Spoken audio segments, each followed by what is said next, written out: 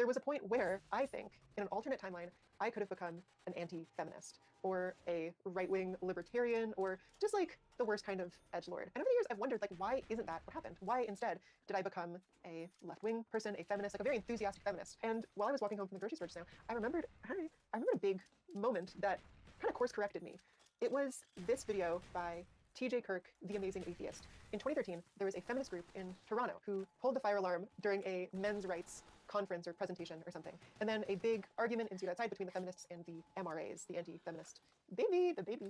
And this one woman, whose name is Shanty Banks, I don't know if that's her actual name or if it's like a public-facing name, she got a little bit heated, and her clip just took off like wildfire. It was used to say, this is everything wrong with feminists today. I have an article from the Huffington Post pulled up here. I'll just read this. I don't think it's a secret that I'm a feminist, but having said that, I was personally appalled by the way Banks handled reviews in the video.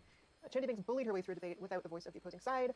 The MRIs criticized her by calling her abusive and claiming that she exhibited all the worst behaviors of a 13-year-old boy. Dare I say that I actually agree with this critique.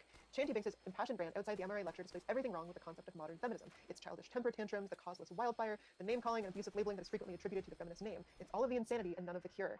These were all the complaints that people in the kind of new atheist, perpetually annoyed online spaces that I hung out in were saying. I remember seeing these really intense response videos that essentially said, like, yeah, this is everything wrong with feminism. They hate men and they're so like intolerant and intense. And to that point, I was pretty receptive to that kind of claim. I liked women personally, but I thought that feminism, like, I wasn't convinced it was necessary. Not because sexism didn't exist, but because, we should support everyone. We should care about gender issues for men and for women. And I assumed that feminism was against that feminism was anti-man, anti-equality. Where I got that idea, honestly, I was very young. It might have literally just been the fact that it was called feminism and not like equalism or some bullshit like that. As like a disaffected teenager, a lot of my personal political leanings came from a feeling of injustice. So like at this point, I was also like, I was riding with Palestine. I was like volunteering at like Palestine events and stuff. And I was also being dragged into this anti-feminist world because both of those issues I felt were about fairness. It's not fair that Israel oppresses Palestinians, but it's also not fair that feminists don't like men. It doesn't make sense, but it emotionally made sense. And when this video came out, I think I woke up to the fact that I was being taken for a ride. You know what I'm gonna do? I'm just gonna throw on the videos from that U of T event, and let's see what we think. Why is this so long? What? And if you listen. MRA should be, if you shut the fuck up and let me read my list, there's the fucking proof. Okay, yes, if you shut the fuck up and let me read my list, there's the fucking proof. It drops you in the deep end. No sense of the context here. And I think it is like immediately upsetting to a large contingent of internet people, especially internet dudes, because she is speaking loudly and she has red hair. So, number one, shut the fuck up for a second. Feminists do not want you to lose custody of your children. The assumption that women are naturally better caregivers is part of patriarchy.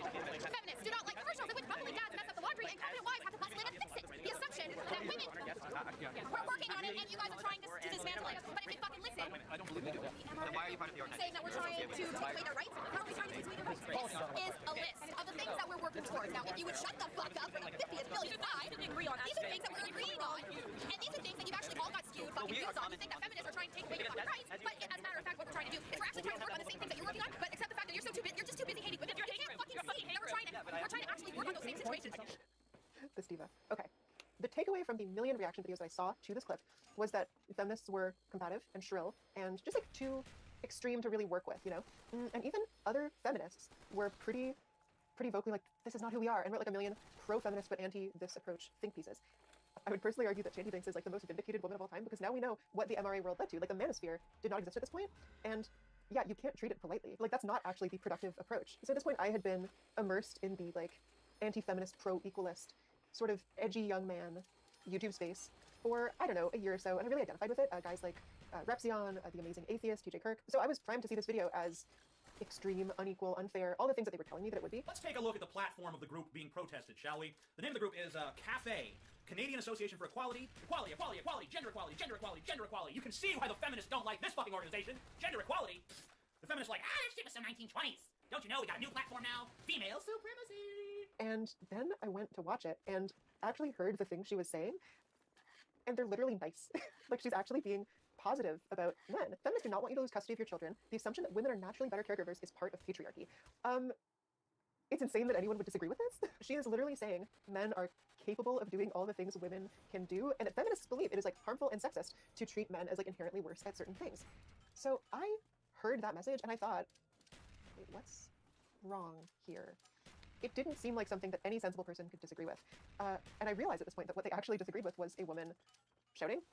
And that is just like not a super convincing gripe for me, because these guys who I was watching spoke in this exact register and like used it to say much harsher and crueler things. TJ Kirk was out here calling people like women, you know? The confrontation continued outside as the fire trucks showed up full of firefighters whose time has been wasted by these mindless cackling So the idea that like abrasive speech was enough to turn someone against perfectly reasonable, like not radical at all ideas, just did not work on me. At this point I realized, oh, these people's issue with feminism is not the substance of what feminism is, it is the fact that it's women doing it. And like I said, I was concerned with fairness, and I liked women, despite being in this weird misogynistic sphere. And this was enough for me to realize, like, maybe these people are not about the same things I'm about. It's really something remarkable when a person makes an argument so poorly that you were convinced of its opposite. So I have to give credit to the atheist commentary space for just being so blatantly sexist that I kind of snapped out of it and became from that point like a very repentant, kind of ashamed of having ever been in these spaces, young feminist. Was this good optics? No, but like, whatever. I don't know. It's like the least interesting thing about this video is that she's angry. And like, I was also angry. I was angry at a lot of like real or perceived injustices in the world. I made like rant videos complaining about how things I thought were bullshit. And so like, it was impossible for me to not see myself in this woman, I think. And you know what? I was very lucky that when I started questioning the motives of anti-feminism, there were a lot of people ready to accept me with open arms. I found a lot of connection with like the young feminists at my high school, and also gotta give credit to like the women who were doing feminist YouTube videos at the time. Myths about feminism. Feminists hate men. False. Feminists love men, particularly their arms, legs, and severed fingers, all of which are in a bag in the trunk of my car. Like, for all my critiques of her nowadays, Lacey Green's videos were genuinely huge for me for the way that they put a open-armed, open-minded, and friendly face on feminism and really made it seem like a positive thing. And the fact that Lacey Green was the subject of all of the same backlash as this Chanty Base video really was the final nail in the coffin, because they were both saying these nice, agreeable things. One of them was doing so abrasively, the other was doing so in a very friendly way, and both of them were getting like unbelievable shitstorms of hatred directed at them. So when I look back and I wonder, like, why didn't I slip further down the alt-right pipeline? Why did I instead become a lefty? I think it's just because I like people and I like women, and like the people who told me they cared about equality were basically revealed as not actually being about that. And I'm really glad I could tell that before my motives became corrupted, before they more successfully bred like a resentment of women. I know that TJ Kirk has like recanted a lot of what he was saying back in the day. That's good, but honestly, he made some of my friends' lives miserable, so I'm not about to forgive the dude. I'm glad that he has stopped. The people who are making this kind of content on YouTube have mostly since faded into obscurity. They're not the main figures of the manosphere now, but they got a lot of this really harmful shit started, and looking back on things now, I really can't help but think Chanty Banks did nothing wrong. Thank you, Queen. Thanks for watching.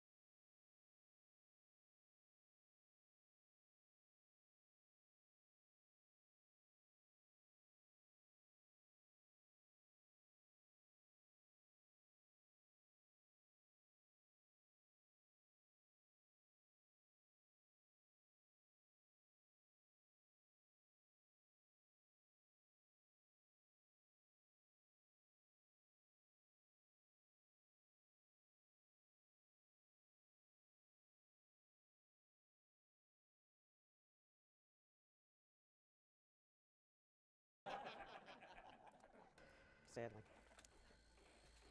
If we talk a little bit about what happened 100 years ago, there's a really important distinction that we need to make. Now remember, history is very cruel, but in the cruelty sometimes there are these assets that we don't fully understand until the fullness of time. So the Hitler-Stalin pact was beyond cruel, and yet it could eventually, after all of the terror and destruction that it involved, it could nonetheless ultimately prove to be an asset. We wouldn't want it in the first place. We would have preferred to avoid it, but once we have it, then it can, in the fullness of time, have multiple dimensions. So I want to talk about the German occupation during World War I of northeastern Europe, which was known as Ober-Ost. Ober-Ost. And this predominantly centered on Lithuania, but also including pieces of what became Latvia and Belarusia. Ober-Ost was Ludendorff's little kingdom. Ludendorff was one of the great military figures of Germany in World War I. And in the occupation of this area in Eastern Europe, which they called in German Oberost, or kind of the Upper East, right? In this occupation, the Germans decided, remember, the Germans in World War I on the Eastern Front would win the war. In March 1918, there was the Treaty of Brest-Litovsk, where the Soviet Union, which was then Soviet Russia, capitulated and ceded a tremendous amount of territory. The Germans lost World War I on the Western Front, but they won World War I on the Eastern Front. And having pushed the Russian army back, they were then in occupation of many of these territories, including some central Lithuania and important parts of Latvia. And they created this occupation regime known as Oberost. And what did they do? They attempted to exploit the place for resources for the German army. So that meant rip off the peasants' grain, and that meant take everything that wasn't nailed down, and then after that was done, take the things that were also nailed down. And this German occupation, however, had a cultural dimension. It had the kind of cultural dimension that we would associate with those Germans of the Wilhelmine era, not the Nazi era. It's not the same regime, the first German occupation, the World War I one. And the cultural program was to have German culture, high German culture, the achievements of German culture, Kultur, be a guiding star, and for the locals to assimilate into German culture. In other words, the local cultures didn't matter because German culture was so much higher. And so the locals, they might speak these vernacular languages, they might have their own literature, they might have their own epic poetry, but we are Germany, and we have a higher culture. And so the Germans were very condescending, to put it mildly, to the peoples that they occupied. They couldn't even speak to them because the Germans didn't bother to learn those languages and didn't really bring translators with them in the occupation. In fact, ironically, the main translators translating between the German military occupation and the local population in Lithuania, Latvia, Belarusia were Jews, because they spoke Yiddish as a native language and therefore could understand German. And of course, they lived in these communities and they could speak the local languages besides Yiddish as well. So besides the Jews, the Germans didn't really have any intermediaries to be able to even speak to, let alone understand, the localities that they were in occupation. Germany, in other words, could not and did not want to indigenize their occupation. They were very far from the local population. The German state documents are very ignorant of the local population, of the local economy, of the local society, of the local cultures. And the Germans didn't put out any newspapers in local languages as propaganda for the German occupation. So now we have a contrast, the Soviet regime. This is not an argument that the Soviet regime is a better regime. I think I've been pretty clear in all of my books, and I think I've been clear today as well, that I don't have a high regard for the morality and the politics of the Soviet regime. However, there was one thing the Soviet regime could do, so that although Soviet occupation over time, once again, was cruel and horrific, there was a dimension of it that no one really foresaw that could become an asset. And that was that the Soviet regime, they were like missionaries. The old missionaries in the Russian Empire wanted to teach people the Bible. And how do you teach them the Bible if they don't speak your language? And the answer is you translate the Bible into their language. And so you want to convert people to Eastern Orthodoxy? Well, maybe you should learn Lithuanian, and maybe you should translate that into Lithuanian. And on it goes. And so this is what the communists adopted, in a way, the same model. They were not going to teach the Bible. They were not believers in God. They were atheists, of course, and they destroyed churches and they destroyed mosques and synagogues. This is a history we know well. But they were going to teach them communism, and how were they going to teach them communism? They were going to do it in the vernacular languages. This doesn't mean that they were kind. This doesn't mean that they didn't suppress these languages and these peoples. Of course they did. We're talking about communism here. However, unlike the Germans, the communists put out communist propaganda in every vernacular language. And the communists didn't need the Jewish population, Yiddish-speaking Jewish population, to translate communism for them. They engaged the local population and tried to recruit communists among the locals. We're not romanticizing communism here because, of course, communism was oppressive in cultural terms, too. There was censorship. They suppressed a lot of the local culture that was important. They suppressed a lot of the local leaders. Even loyal communists in Lithuania, Latvia, and Estonia were arrested and executed by the communist regime. This is not a discussion about how the communists were better than the Nazis. This is a discussion about how, partly intentionally and partly unintentionally, communism could and did indigenize. Communism didn't need to wipe out the local languages and the local cultures in order to achieve its goals. It was brutal. It deported tens of thousands, more than 100,000 Latvians, for example, during the period of communism, right, were deported from the territory of Latvia elsewhere, in the far north, to Gulag labor camps. We know this. All I'm saying is that there's a kind of irony here that communism, in a way, because of its desire to forcefully, coercively implant itself in these localities, could and did indigenize. And as a result, didn't attempt to fully wipe out the local cultures, but instead tried to use them. which became an asset over time through the grief, the brutality, the terror, and everything else for the locals. All right, point number 4. I think I'm okay with time. I better just check. We're almost done. I'm going to go and take you briefly to Tibet and Mongolia. Now, that may seem silly in a lecture on 100 years of Baltic independence, but then again, those of you who've attended more than one of my lectures will know I'm not above silliness or attempted silliness. If you look at the story of Tibet within this 1918 Baltic framework, you see some heartbreaking similarities, but more heartbreaking differences. Tibet was able, briefly, not de jure but de facto, to break off from Chinese rule and to become independent, not in law, but in fact, from 1912 through 1949. The kind of same period that we're talking about laid the foundations of these modern states, these modern nations on the Baltic Sea. The differences were, however, that Tibet was not admitted to the League of Nations, like Latvia, Lithuania, and Estonia in September 1921. Tibet didn't gain that recognition. Now, if you look at the history of the Western powers vis-a-vis the Baltics, you see a lot of cynicism. You see a lot of failure to help. You see a lot of opportunities where they could have done more and failed to do something, especially in the 1918, 19, and 20 period, when they all assumed that the 3 independent Baltic states would be absorbed back into Russia, unfortunately.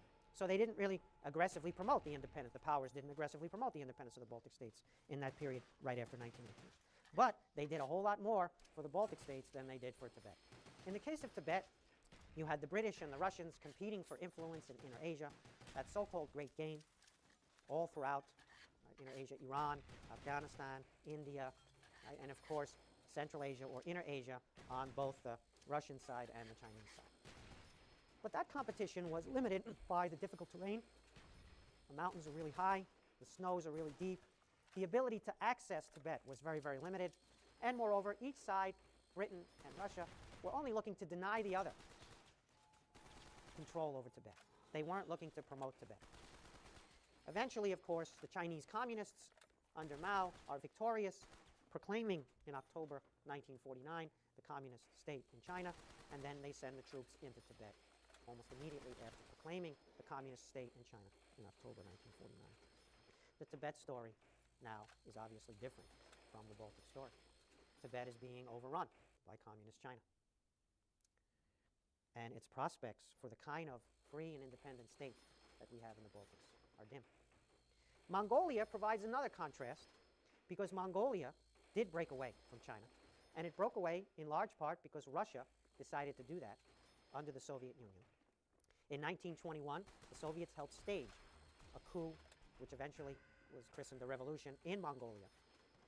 In part, the proximity to the territory of the Soviet Union helped a lot, and in part, the local agency also helped because many of the Mongols who participated in these events saw in the Soviet Union a vision of the future. Mongolia suffered incredibly under Soviet rule. It was the first satellite. Before the East European satellites of post-World War II, Mongolia was the first Soviet satellite beginning in 1921. And they went through the Stalinist terror of the 1930s, and the lamasseries, that is to say the Buddhist lamasseries, were destroyed. The lamas were killed. The nomadic livestock herders were starved. It was the kind of communist rule you would expect. And yet, Mongolia today is an independent state.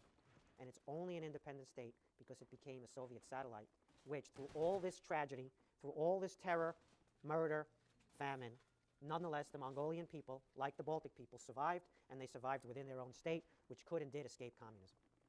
Very important. All right, fifth and final point, if I'm allowed. Am I okay, Alan, on time for fifth and final point here? Okay. Much more needs to be said about each one of these points, and perhaps in the question period we'll explore them more.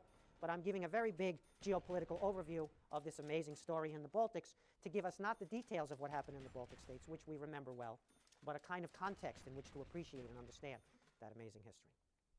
Let's talk a little bit about the Treaty of Versailles in 1919, and then we'll talk about 1991 and the present, the fifth and concluding piece of the lecture.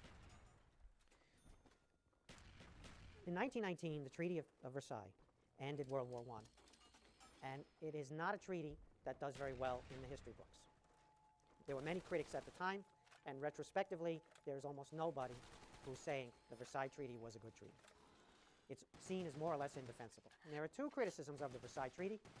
The main criticism is that it was too punitive. It blamed the Germans alone for the war.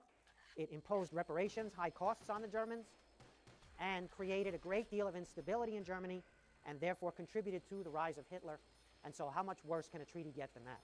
Right? And as I said, some people at the time said the same thing about the treaty, and now this is the predominant view in the history books. There's another view, a minority view, but it's also critical of the Versailles Treaty, and it says the treaty was fine. The Germans were really responsible for World War I. They were the aggressors. They should have paid the price. The reparations were a good idea. The problem wasn't that it was a punitive treaty. The problem was that the British lacked the willpower, they lacked the resolve, the determination to enforce the treaty. If they'd only enforced the provisions of the treaty, it would have been fine. Okay. So my argument, for those of you who've read Stalin Volume 1 and lived to sit here in this lecture room today, will know that my argument is that those two arguments are irrelevant because the Versailles Treaty was an anomaly.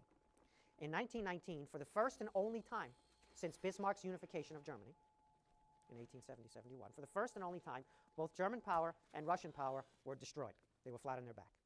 So you could impose a treaty on Germany without Russia in 1919. But that's not something you could do again, and it's not something that could possibly last. No matter how punitive or non-punitive the treaty, no matter how much resolve or lack of resolve the British had, the treaty was dead in the water, dead on arrival, DOA. And that's because you could guess that either German power or Russian power would come back. And in fact, both of them came back, and both of them came back in a single generation.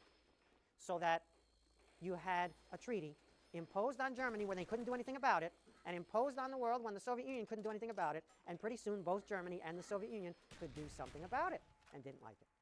And the great irony of the Versailles Treaty is that it was the British who recognized this from the beginning. And it was Lloyd George at the Genoa Conference in 1922 who himself began to try to revise the Versailles Treaty to bring the Germans in, and maybe even bring the Soviets in, because without them, you couldn't have a stable order. Lloyd George, in other words, was the original guy who began to try to revise the Versailles Treaty. The British were the first revisionists of their own Versailles order, of their own Versailles peace. And in fact, all during the period between the First World War and the Second World War, the British never stopped trying to revise the Versailles Treaty and to bring Germany in, and maybe even the Soviet Union in. Hitler came to power in 1933, and the British continued to try to revise the treaty from their side. This is known as appeasement and Chamberlain and everything you know about, but it didn't start with him. The British continued to try to stabilize the international order by making Germany a partner inside the tent, a new treaty, better than Versailles, that would recognize that Germany was a power, and maybe even that the Soviet Union was a power. It failed. It all failed. We know that there was World War II. But it tells you something about history. Sometimes when something is impossible, it's impossible. Yeah, so the Versailles Treaty was impossible. We needed a better treaty. Fast forward, this is where I'll conclude, fast forward to 1991. Now, this is not a perfect analogy because there was no equivalent of the Versailles Treaty in 1991.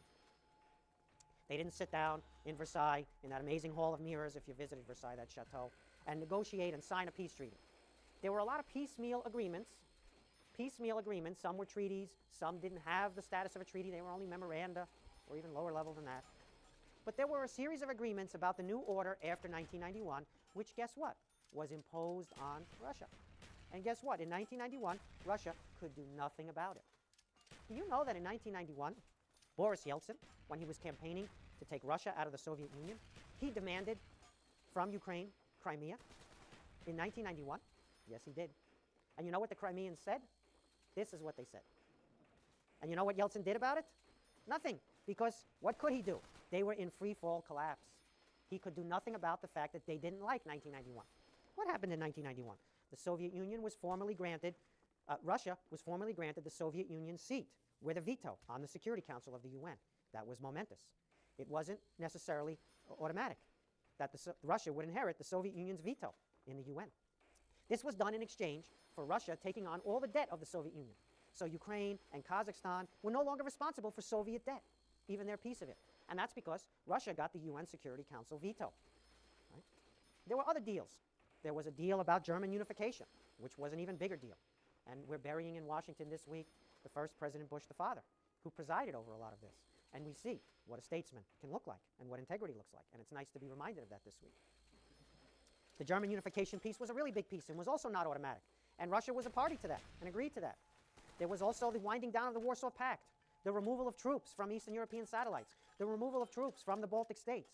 None of this was automatic. All of that was negotiated. Some of you may have participated in those negotiations. There was the Budapest Memorandum in 1994. Yes, when the United States, along with Britain, Russia, guaranteed the sovereignty and the borders of Ukraine in exchange for Ukraine giving up its nuclear weapons. And then in 2014, when the Russians could now had the power to act on their desire to reclaim Crimea, when they took it back, what did we do in response compared to those obligations we assumed in that Budapest Memorandum? So the point of this lecture, once again, history can be very, very cruel and can also be uplifting, but we have to be more realistic about geopolitics in order to stabilize our situation. So Russia doesn't like the 1991 treaties. Once again, there's no Versailles Treaty equivalent. There's agreements and memoranda. There's no formal treaty the same way. But Russia doesn't like it, and it now has the capacity to do something about it. And it is. And when we make commitments, we should honor them. But we didn't honor the Budapest Memorandum, defending Ukraine's sovereignty. And so this tells you that the willpower on the American side to stand up for the integrity of Ukraine against Russian aggression is lacking. And you can say, once again, like you did about the British, oh, the treaties were fine. It's just the British lacked the resolve to enforce them. And you can fight that battle again. And you talk about willpower and resolve, which involves 250,000 American boys and girls getting on planes with their military gear and going to Ukraine, and then sitting there for 10, 20, whatever many years, like they are in Afghanistan or wherever. If you're ready for that, then you can talk to me about resolve. Otherwise, we need a conversation which takes account of the fact that Russia has the ability to do things that we don't like. And if we don't have the, quote, willpower and resolve to stand up to it, then we need to figure out in what different ways we can protect our interests, protect free peoples, and honor our commitments. Fewer commitments, but every one you make, you honor it all the way, as we did in the Baltic states. Ambassador Matlock, the last American ambassador in the Soviet Union, as ambassador never traveled to the Baltic states. You know why? Because the United States didn't recognize the Soviet occupation of the Baltic states. So the American ambassador in Moscow wouldn't travel in his official capacity from Moscow, from a Soviet Union post, to the Baltic states, because they were not part of the Soviet Union in American thinking. So that was a commitment that we made, and it was a very important commitment, and we upheld that commitment, and we formalized that commitment, of course, in 2004 with NATO admission. And NATO is an ironclad guarantee. And so when you make ironclad guarantees and you live up to them, you honor them, that's one thing. The Budapest Memorandum is a different thing.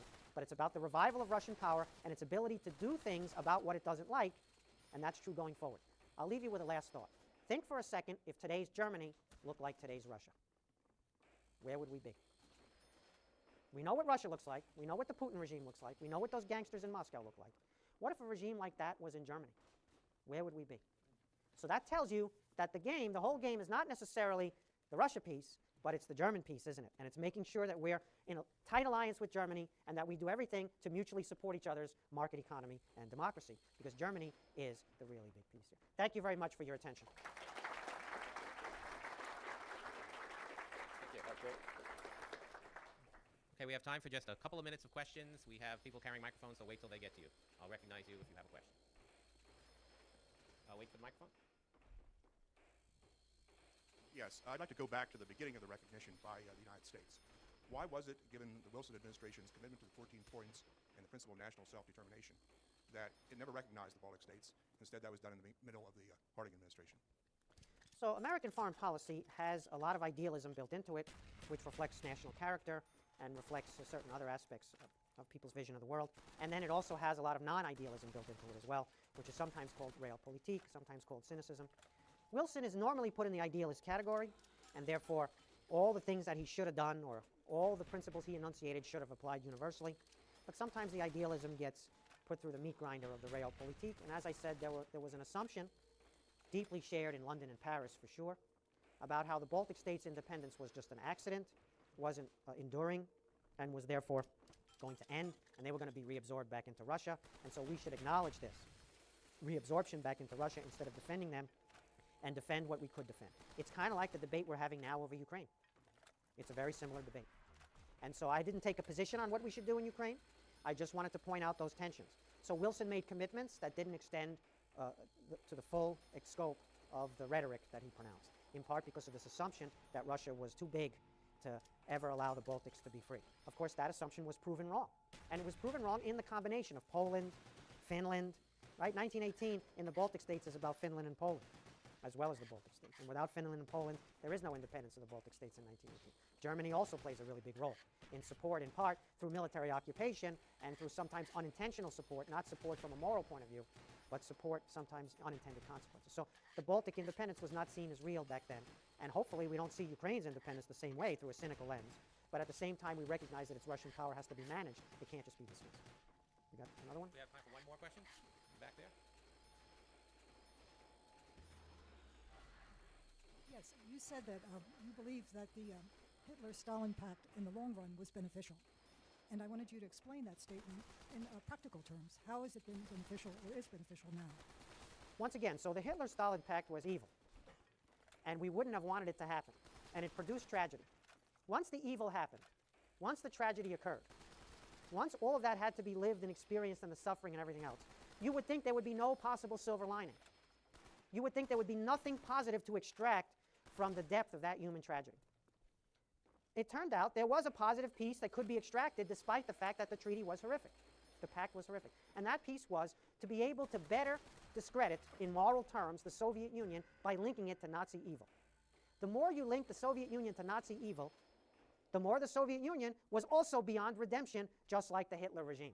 If Stalin and Hitler were connected, tied, no better than each other, and if Hitler was ultimate evil, that turned out to be a political asset in 1989-91. Now, once again, this is not a positive view of that treaty. That treaty was an evil pact. There's nothing positive about it. And the consequences of people who had to live under that were very stark. What happened to families? The ambassador alluded to this. That history is gut-wrenching. We wouldn't want that history to repeat. I'm only saying that after all that happened, which we didn't want to happen, there was this little piece of it that turned out to have some use. But that doesn't justify the pact, and that doesn't mean that we would want the pact to have happened in the first place, against the pact. The problem is it happened. But in the unraveling 50 years later, August 23rd, 1989, the pact was very useful and mobilized this incredible chain of courageous people from Riga through Vilnius, from Tallinn through Riga to Vilnius. That's almost 400 miles. And people linked in a human chain almost 400 miles on the 50th anniversary of this horrific pact. And so once again, I'm looking at that and I'm saying that enabled a lot of people to be able to be brave and to bring down this communist regime in their locality. And so, so beneficial might not be the word, but it had some qualities to it that were not intended, that could be used by people after all the tragedy happened. Why are we here today? We're here today because 100 years ago, and now still today, Latvia, Lithuania, and Estonia are independent and free countries. That's why we're here today. That's what we should never forget. That was a struggle. That was horrible. You heard the details about losing a third of your population twice. Who would want a history like that? Who would want to subject their nation to histories like that? Nobody would. Nobody would want that kind of history. But unfortunately, that's the history they've had. And that's the history, in many ways, that they've overcome, unlike Tibet, for example. Right? And so that's the history we're here celebrating today.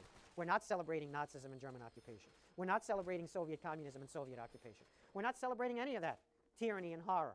Right? We're overcoming that. And overcoming that is a constant process. And part of that means dealing with your past as honestly and as thoroughly as possible, including some of the paradoxes of the past, because that's how we got to the amazing place that we are today in the Baltic states. Thank you for your attention. Thank you. I want to thank Professor Kotkin. I think he criticized everyone here for being addicted to cable TV, but you could see it's far preferable to be addicted to Steve Kotkin. And but our larger hope is that you will be addicted to the Foreign Policy Research Institute and support the high-quality programs and research ongoing every day at FPRI. Thank you for joining us.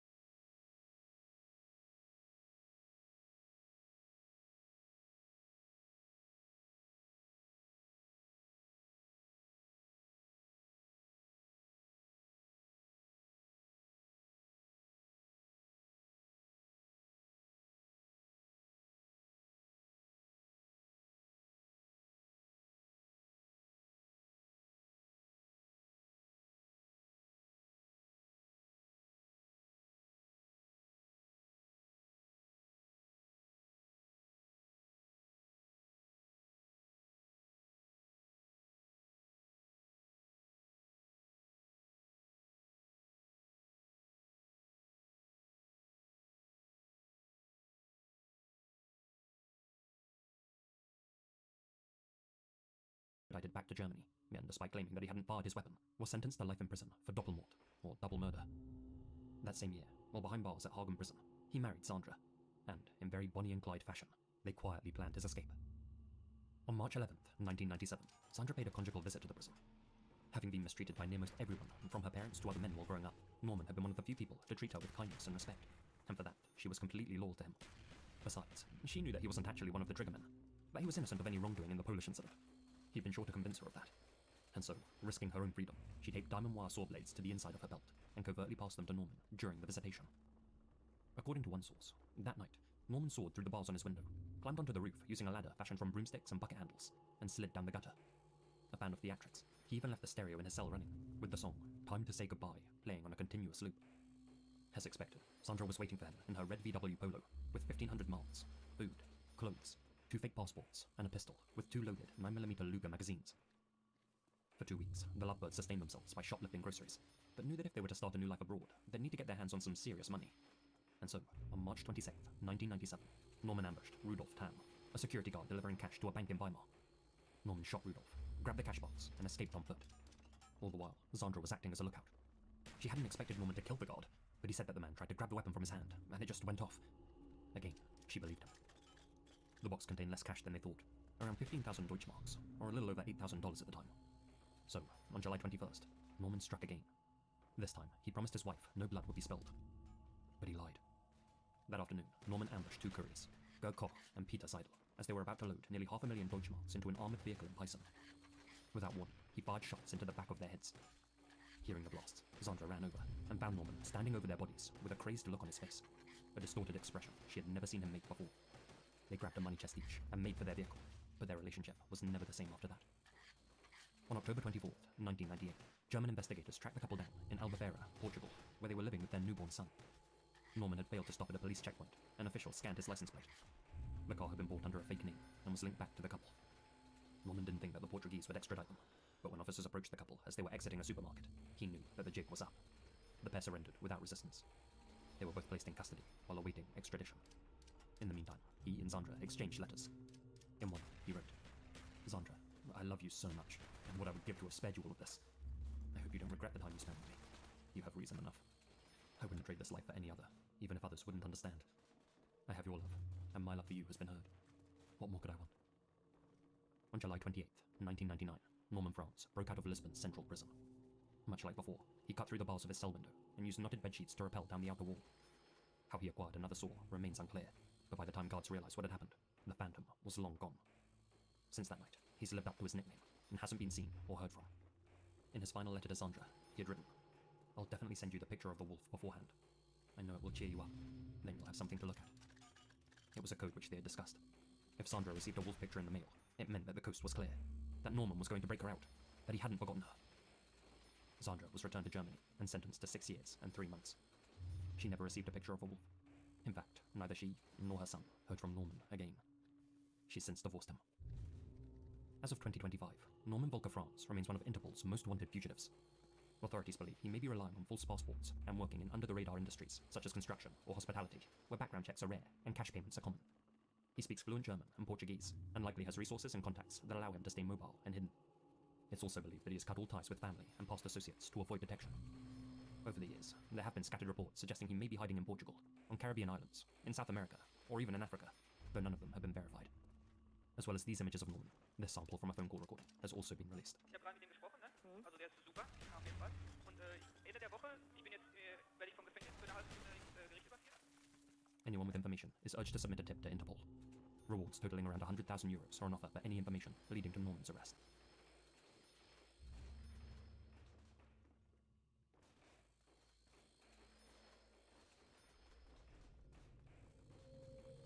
Antonio Angles Marquez, known to friends as Sugar, is often described as Spain's most wanted man, and has an extremely disturbing Interpol profile to back that claim up.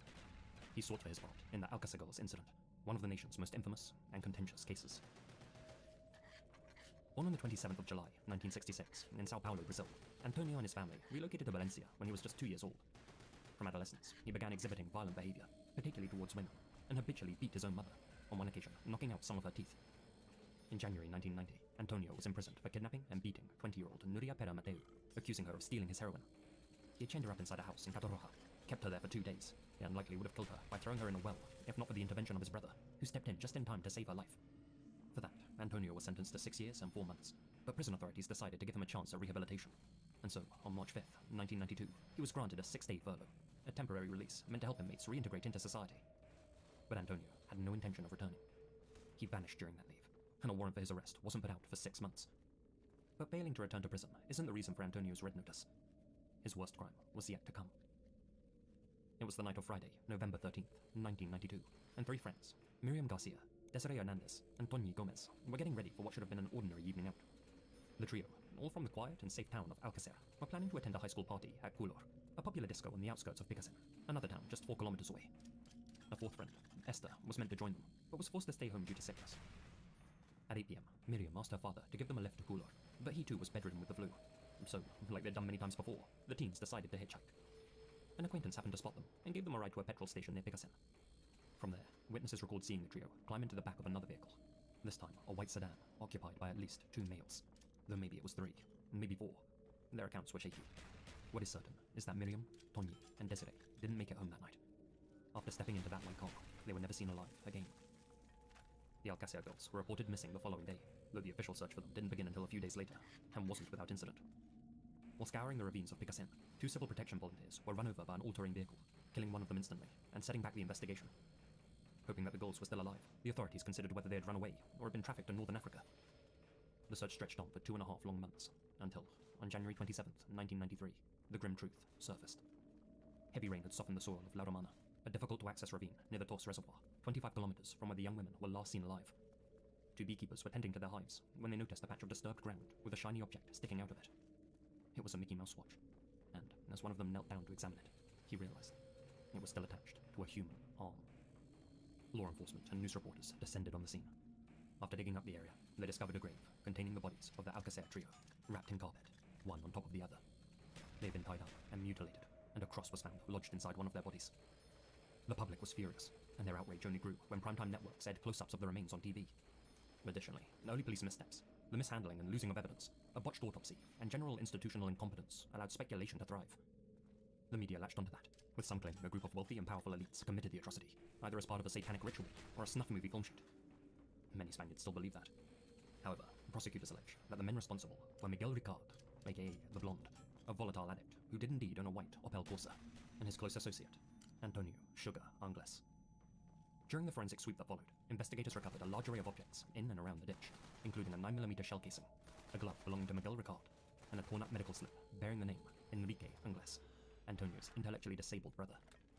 Antonio often assumed his brother's identity, and at one point aimed a gun at his head, telling him that he would pull the trigger if he ever snitched.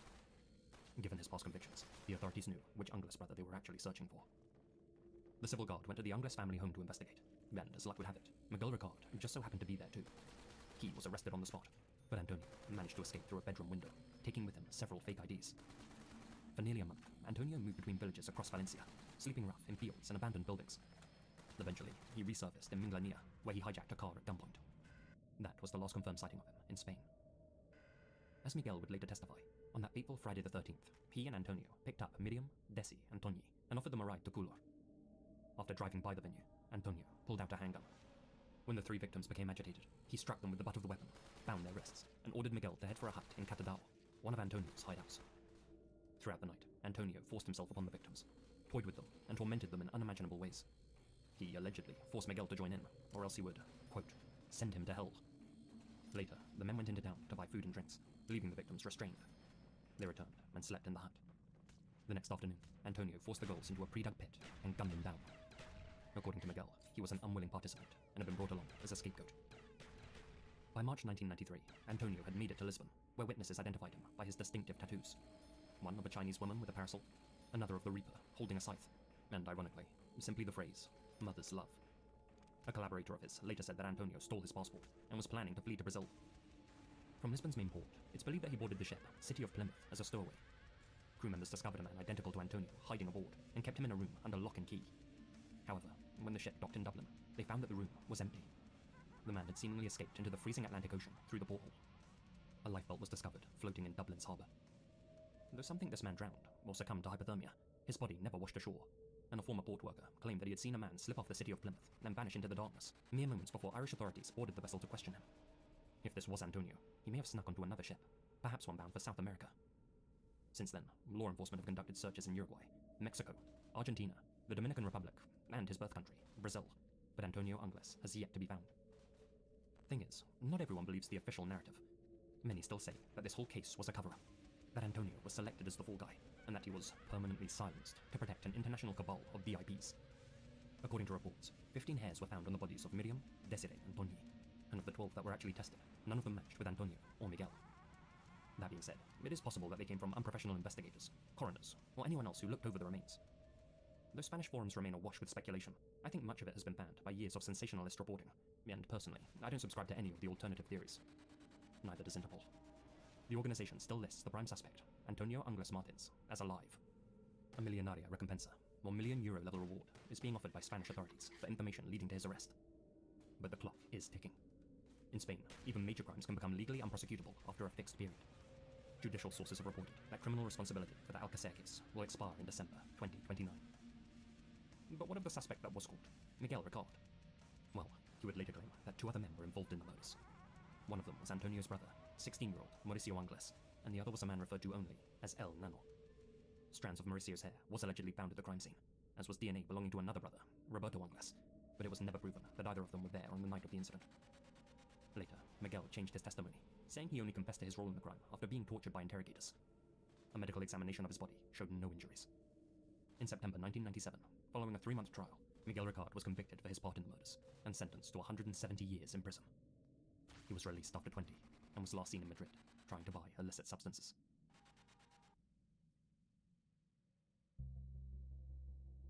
Eloisa Borba Gonçalves is a Brazilian serial killer accused of marrying, deceiving, and slaying a string of wealthy men for financial gain. Because of her modus operandi, she's commonly referred to by her nickname, a Viuva Negra, the Black Widow. Because she's maintained multiple identities throughout her life, large parts of Eloisa's background are difficult to verify. What is clear is that she was born in Porto Alegre on March 13, 1950. Growing up, friends described her as intelligent and charismatic, albeit manipulative. And though she didn't conform to Brazil's conventional beauty standards, most agreed that she radiated a certain innocence that men found magnetic. Men like Eloisa's first partner, Carlos Pinto da Silva, with whom she had her first child, Patricia, at the age of 19. But as Eloisa came to realize, playing happy families wasn't her bag. At the age of 21, she left Carlos behind and moved on to someone new, a reserved German physician named Dr. Günther Wolf, a man 17 years her senior. Their relationship moved quickly, and before long, Eloisa was pregnant again. On December 27, 1971, the couple set out for Taquara in Dr. Wolf's Volkswagen. Somewhere along the route, their car collided with a truck. Wolf was killed instantly. Eloisa walked away unharmed. Months later, she gave birth to a daughter, Victoria, and as the mother of Dr. Wolf's child, inherited his property in Porto Alegre. It's unknown what exactly caused the crash. Speeding, a lapse in concentration, a sharp grab of the wheel. But whether it was a tragic accident or not, that inheritance seems to have taught Eloisa a morbid lesson. That a dead lover could be worth more than a living one. After that, Eloisa returned to Carlos and became pregnant yet again. This time, she had a son, Carlos Jr. In December 1977, the family took a Christmas holiday to Salvador and stayed at the hotel on Gina. Terrifyingly, as they exited the hotel on the 27th, they were ambushed by robbers, and Carlos was shot 5 times in the chest. He barely escaped with his life, and while speaking with officers, accused Eloisa of orchestrating the attack. However, he quickly withdrew his statement for reasons unknown. Having gone through law school, Eloisa knew how to play the legal system, and convinced detectives to drop their investigation. After splitting from Carlos, Eloisa bounced between Sao Paulo, Rio de Janeiro, Goiás, and Brasilia, committing fraud in every city. She issued bad checks to airlines, and withdrew social security benefits using stolen identities. This came back to bite her in the early 1980s, when she was arrested for signing documents under a false name. Realizing that her scheme had failed, she devised a new plan. The Eloisa system. Step 1. Hatch. Eloisa would go through a metamorphosis of sorts, dropping the innocent doe-eyed act, and reinventing herself as whoever she needed to be. A cultured bachelorette, a sympathetic widow, an alluring temptress. Step 2. Entice. In hotel bars, upscale lounges, and even Catholic churches, she would cavort with affluent older gentlemen and introduce herself as her character. Step 3. Legally bind. Eloisa would romance and eventually marry her prey. Step 4.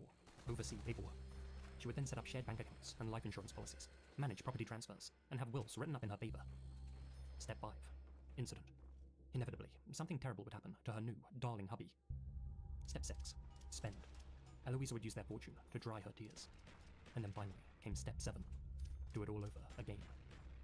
First to the plate was Ireneo Duque Suarez, an insurance broker from Ipanema with whom she had another child, Daniel. The couple married on May 13, 1983, but their union was short-lived.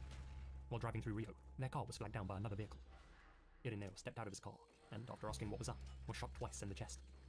Eloisa inherited 3 apartments in the south of Rio, a car, and a substantial amount of cash. She used it to purchase designer clothes and hats. In the late 1980s, Eloisa bigamously married 2 men at the same time, military policeman Roberto de Souza Lopez and successful business owner Colonel Jorge Rivero.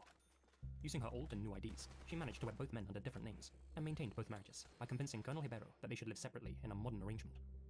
While juggling 2 husbands, Eloisa also began dating Syrian millionaire Nicolau Saad. Amid these relationships, she became pregnant with a 5th child, Marcelo. Each man assumed that he was the father.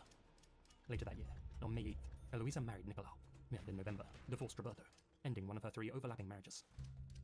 On December 29, 1991, Nicolau Saad was found dead at his home. The official cause was recorded as heart failure, but coroners noted that he had a broken arm, which, in his family's mind, indicated that he had been forced to drink something. According to Nicolau's nephew, the police showed little interest in investigating the incident further, and Eloisa received a hefty inheritance of $5.5 million, as well as several properties which generated significant rental income. Around that same time, Eloisa's relationship with the colonel started to sour. Fearful that he may divorce her, she decided to take the initiative. In early 1992, she hired a hitman to break into her husband's office in Copacabana. The assailant bound and gagged the colonel with a plastic bag and nylon cords, and then struck him repeatedly in the face and head with a sledgehammer. The blows fractured his skull, killing him almost instantly. Eloisa was not only present at the scene, but aided in the execution. She was questioned only once by detectives. Months later, a new victim became entangled in Eloisa's web, an elderly Lebanese businessman named Wagi Murad, whom she married in late 1992. Months later, while stopped at a red light in Hicrieros dos Pandoranchas, Wagi and his friend, Wagner Leno, were shot dead in their car. Despite having been married for less than a year, Eloisa inherited the bulk of Wagi's estate. By that point, the unlucky widow had amassed tens of millions of reais. Authorities failed to connect the glaringly obvious dots, but someone else had. Behind the scenes, Wagi's son, Eli Murad, had begun his own investigation. Suspicious of his stepmother, he hired private eyes to dig into her past, and what they found was staggering. A trail of dead husbands and boyfriends, stretching back years. Eli became convinced that Eloisa had orchestrated his father's murder as well. In October 1993, Eli set out for the police station to hand over his evidence. On the way, 2 gunmen ambushed his car. Eli watched as his bodyguard, Luis Marquez, was gunned down beside him. Before Eli could unbuckle his belt, a bullet tore through the back of his head, and his world went dark. But miraculously, Eli survived. After 2 weeks in intensive care, he took his findings to the police, accusing Eloisa of not only attempting to take his life, but of successfully eliminating Luis Marquez, Wagi Murad, Wagner Leno, Colonel Rivero, Nicolau Saad, and Ireneo Duque Suarez. Though she used her considerable net worth to fight the charges and push back the proceedings, Eloisa was forced into hiding circa 2010.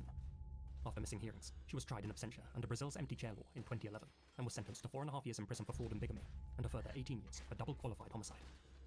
Officers scoured Rio for her, and a reward of 11,000 reais was advertised for tips. But it was too late. Eloisa had already fled the country. Unsurprisingly, given the police's incompetence, it fell on Eli to track her down. He managed to uncover a paper trail that led to California, New York, and Virginia in the USA. This information was passed on to the federal police, who in turn forwarded it to Interpol. A red notice was swiftly issued. As it stands, the Black Widow is currently believed to be residing in Florida, where she signed documents as Eloisa Saad Lopez, combining the surnames of one of her former partners and a more recent American husband. At least 2 of her children, Patricia and Carlos Jr., are also living in the Sunshine State with her. One helps foreigners become US citizens, while the other is a pilot with his own air transport company. Both Patricia and Carlos Jr. have since faced charges of document fraud after Eloisa tried to put her deceased husband's properties in their names.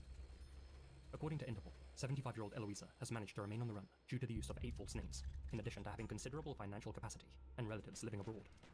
If she does have naturalized American status, that won't help either.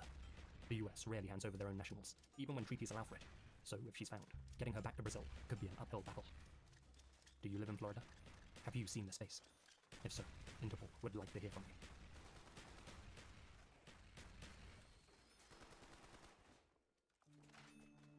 I hope you all enjoyed this video. If you did, there are plenty of other red notices to cover. Let me know whether you'd like to see a part 2 down in the comments. Before the video ends, I'd like to give a huge shout out to my supporters here on YouTube and over on Patreon, especially my biggest supporters. Holly Lyons, Gina Valera, Colin Monsma, Connor Lothan, Hamish, Alana Pons, Azrael Warakai, Peter Logdredge, TNS Mum, Asia Mina, George Lopez, Farewell Tattoos Jax FL, Yokai, Misty Blue Longi, Adelstein Trusterson, John Stewart Muller, Tom Folds, Redacted Pluto, and Hamish K. Thank you guys so much for your continued support. Until next time guys, have a happy Halloween, and I'll see you all again very soon.